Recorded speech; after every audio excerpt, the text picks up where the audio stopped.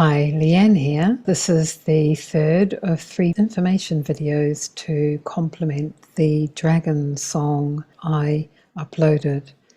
And this is a snippet of that dragon song, which if you haven't actually seen the dragon song video, it's less than 5 minutes. I've included a link in the description so you can pause here and go and watch that as the foundation.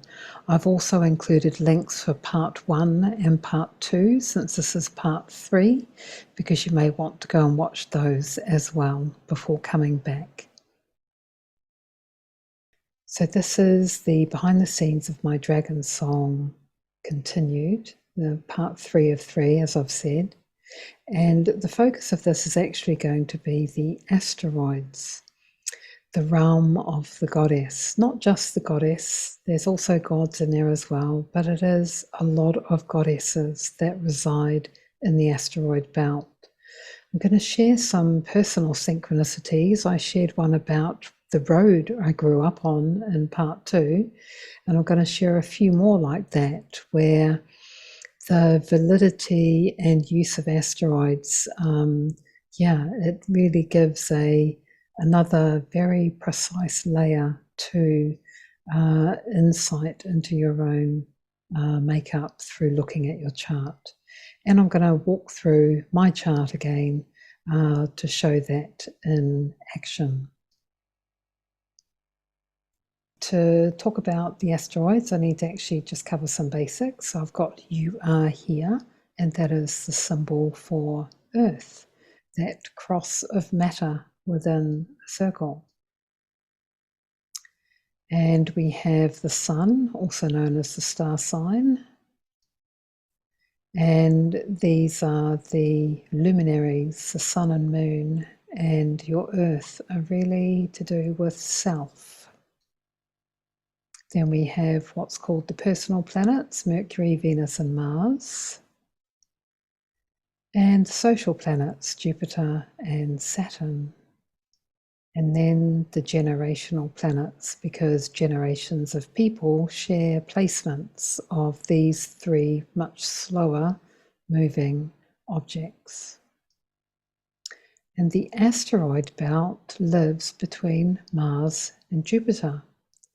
And there's many asteroids. There is a site called astro.com that I think lists pretty much all of them. I haven't counted how many there are, but I'm pretty sure it is over 1,000.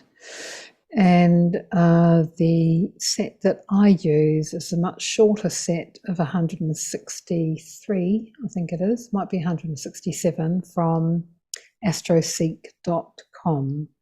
They're the ones that I hone in on, and it's a more manageable set, so it gives enough breadth but is also small enough to be able to work with. This is where the asteroids live, between or the main asteroids. It's called the main asteroid belt, and Ceres is highlighted there because she is the higher octave of the moon. And then we have the Kuiper belt as well, which is way out beyond Pluto, and more goddesses residing there. And this just gives an indication of how fast or slow these planets move. These are their orbits.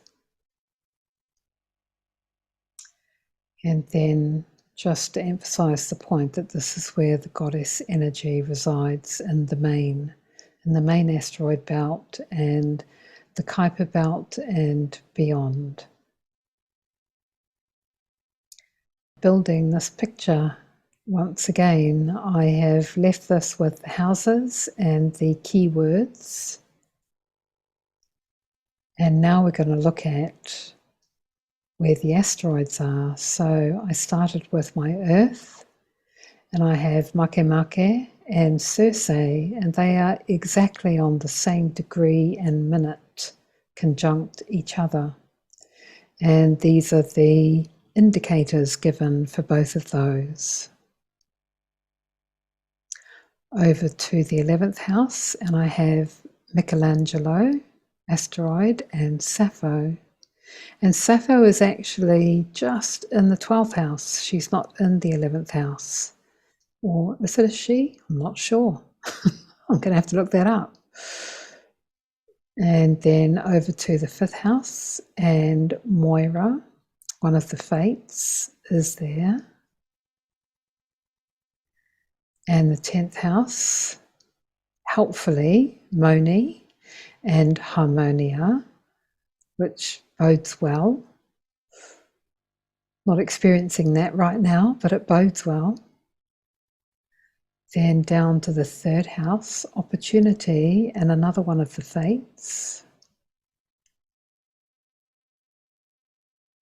And then the 8th house, the dragon's tail. How appropriate, huh?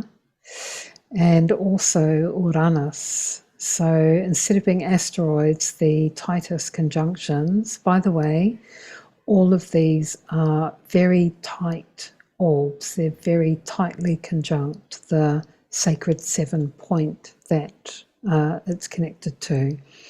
All of them are less than 2 degrees. Many of them are actually less than 1 degree. So here, the Titus conjunctions for my 8th house are actually, a main point and a main planet in my chart. And then down to the 3rd house.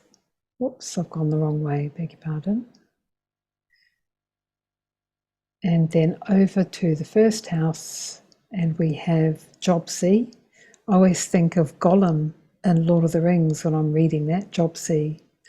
I don't know why. So anyway, in the 1st house, career, work and vocation, and then youth, vitality and rejuvenation. So this paints a picture of the support that I have in each of these sacred 7 points.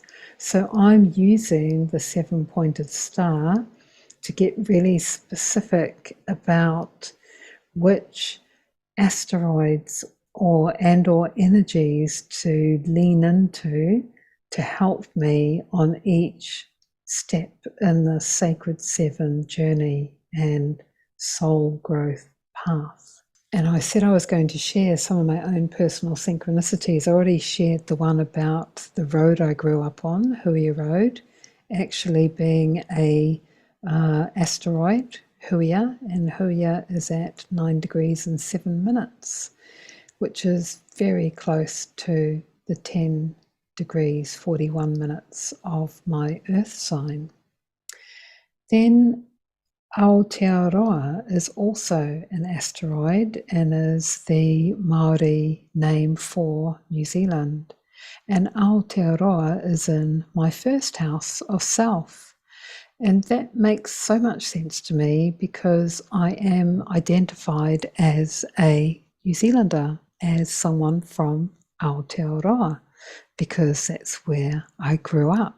Even though, I'm a first generation New Zealander, that is most definitely part of my self-identity. Then there is my father's name. I looked at my father's name in the asteroids, and his asteroid is actually in the sign of Sagittarius in my chart, and that was his sun sign. I looked up my sister's name, and guess where she is? She is in the house of siblings, which is the 3rd house.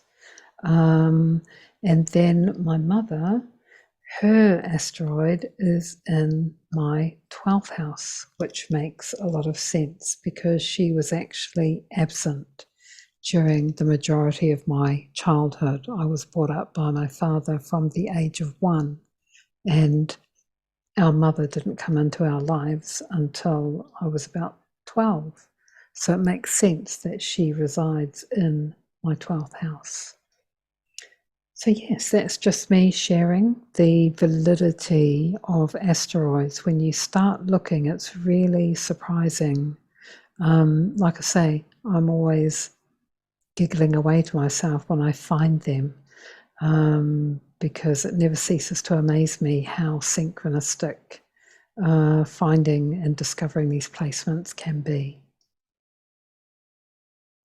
Okay, so that's it for this last, third and final part. I hope you enjoyed that discovery of DRAGONsong energy and what I've put together here. And if you are interested in your own discovery of your sacred seven light and maybe having a DRAGONsong made for you, here's my email. Just drop me a line and we'll hop on a call to discuss it.